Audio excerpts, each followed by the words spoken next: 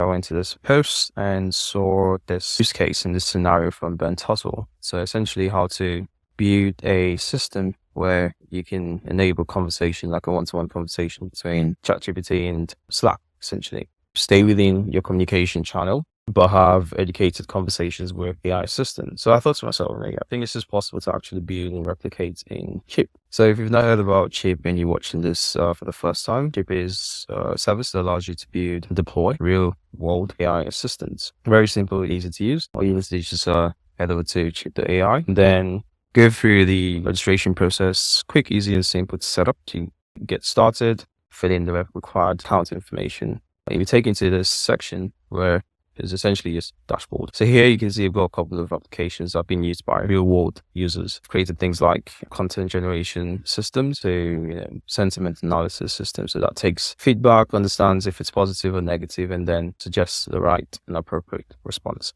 So today I'm just going to show you how to enable the same use case scenario where we're going to create an AI assistant. In this case, we're calling the AI assistant Slack native, but you can create and define what you want to call it. So to configure the details about your AI assistant, all you need to do is just head over to the setup section, define the name, description, and provide the instruction. So the instructions section essentially means where you will define the prompt for the AI itself.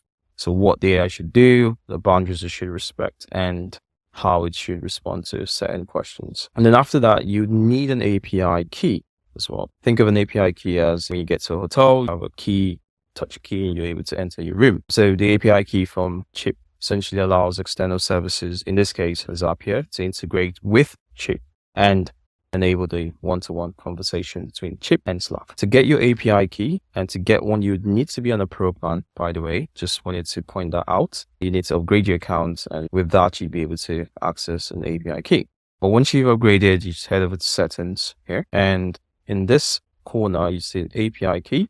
You click to share. So API key is generated for every application you create on Chipp. They're unique to specific applications. So once you have this, click show. Again, this is a private item to your application. So I suggest you don't share this to anyone. In this case, I'm not going to view my API key, but this is where you can get the API key from. So now you've got the Chipp setup. The second step is to set up a Zapier account, because this is how you're going to connect both systems, so Chipp and Slack. So Zapier is a workflow automation service. If you're not familiar with Zapier, you must have heard Integromat, so that's the competitor. Integromat is now called Make. So you go to Zapier.com, set up an account, and then create a Zap. Before we delve into the actual details of the Zap, so you need to set up a Slack account. So you head over to Slack. Most people use Slack. Some people use Microsoft Teams. So it depends on what your organization use, or yourself if you're a freelancer or consultant.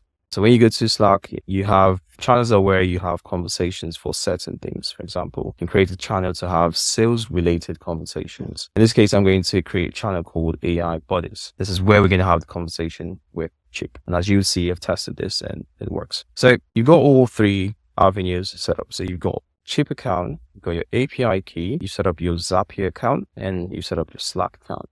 Now let's move into the actual integration itself. So when you go to Zapier, you create a new Zap. The first trigger you want to set up. So trigger is like what kicks off the workflow. So we are in this case going to be looking for any message in our dedicated AI channel. So if there's any message that comes in, takes that message, identifies it as a user generated message, and sends this to Chipp. Chipp returns a response, and we'll send them back to Slack.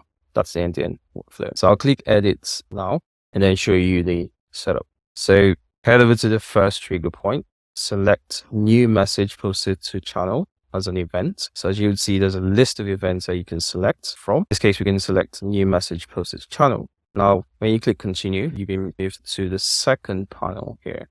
This is where you establish an authentication connection with Slack itself. So you're essentially granting Zapier the read and write access, take information from Slack, and conversely send information to Slack. Third step is the trigger. So here you're mapping where you want Zapier to look at. So in our case, we're going to configure Zapier to look at the AI Buddies channel and retrieve any message from that channel. But with this second option, retrieve only user generated messages. So if there's a bot related message or a message that's come from Chipp, don't pass this, don't identify this, just ignore it and just focus on user generated messages, because essentially we want to have the one-to-one conversation between the user and the Chipp service. Then finally, you test your call. So once it's successful, you'll be able to identify any messages that have been posted in the channel before you actually set up your integration. So that's the first trigger point. Now, the second thing that we want to do is make an API call to the Chipp service. Chipp has got documentation on their website that walks you through pretty much certain parameters that you need to define, but I'll go through that in the session. You want to select an event or an action called webhooks by Zapier, and you want to select custom requests. As you would see, there are 3 other methods that we can select. But in this case, we want to configure this. So we're going to select custom requests because we're going to build this ourselves. And then the next step is the actual action. So you define what is passed to Chipp and how is it passed to Chipp. So the method we are selecting in this case is post, because we are sending information to Chipp. There are a load of other options here. So you've got the get, the put, the post, patch, and delete. So that's a topic for another lesson. But today we're just going to focus on the post itself.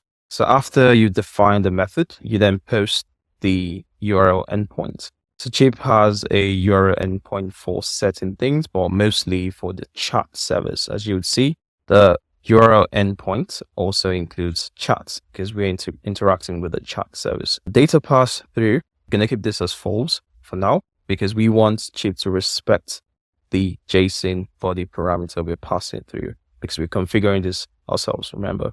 So you copy and paste this, in this case, paste your API key. This is my test version, by the way. You paste your application ID. So what is the application ID? Essentially, it's an integer that represents the application you created in Chipp. And how do you get this? Looking at your endpoints, you'll be able to copy that ID from here. So every ID is unique to every application. Let's go back here. You leave the rest as is, just basically copy and paste. And the only thing we're going to be changing is the content, because we want to pass dynamic data into that content parameter. So that represents the messages generated by the user. So in which case we're referencing the message from the previous step, Slack, new message posted to channel. And then once you set up that JSON body and essentially your API call, the last thing you need to set up is the header parameter. So content type, application/JSON. And there we go. Move on to the next step to test your call. If it's successful, you'd retrieve the values, one, by posting the values to Chipp, and then you get a success outcome here. 2 things to note here. So one is the first parameter that's sent to a Chipp is passed as a sender type user, which represents a user generated message. And then the content from the user, which we've passed from Slack. Then the second is the response from the Chipp itself. And in this case, it's defined it as role assistant and the content. Now we're going to do something else because we can't immediately reference this data. We have to segregate this data. So because we want to always pass the response from the Chipp only to Slack. We don't want to send the user generated message, which has actually come from Slack. So it makes your call and workflow efficient.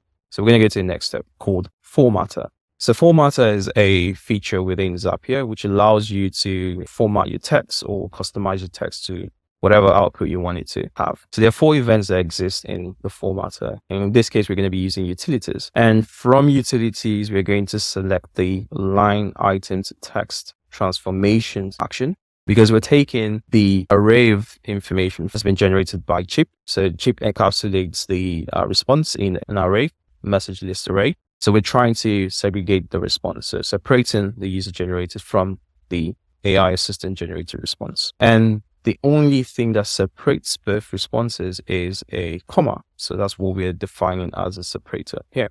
So by clicking continue, test this, you then see the output of your transformation. So output 1 represents the user generated message, and output 2 is now the response.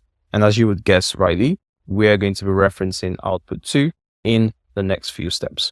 Now, this step 4 is optional, but I'll recommend it. So we are finding the message that was generated in step 1. So essentially the message that triggers this workflow, because we want to segregate that message and ensure that we are organizing that message.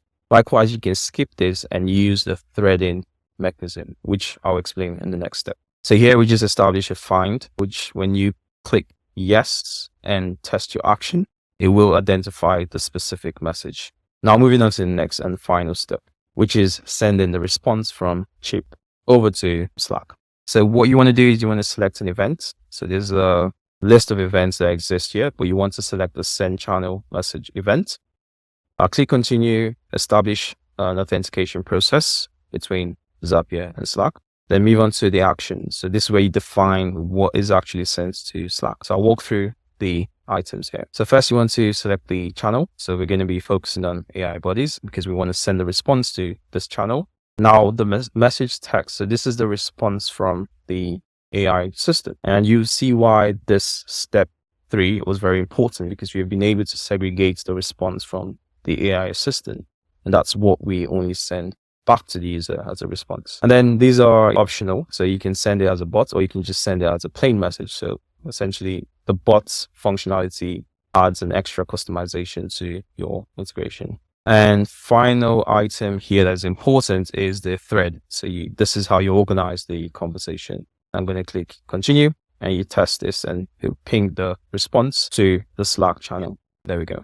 So we're going to test this now. I want to generate a content system. How can I? All right, let's give it a couple of seconds to generate, and we should get the response shortly. It takes about 30 seconds to reflect, and we should see the response come through under the same thread. So you see the importance of threading, because it's a way you can organize your conversation. There we go. So we got a response directly from Chipp, and we have this robot icon. So this essentially was the customization aspect I talked about, as well as the name itself. So this is how you can enable a conversation directly from within Slack. You don't even need to leave Slack, and you have a conversation with your designated AI service. So I hope you find this useful, and I can't wait to see what use case you apply this to. Keep looking out for the videos from OptimizeWise, and we're always focused on streamlining processes. Thank you.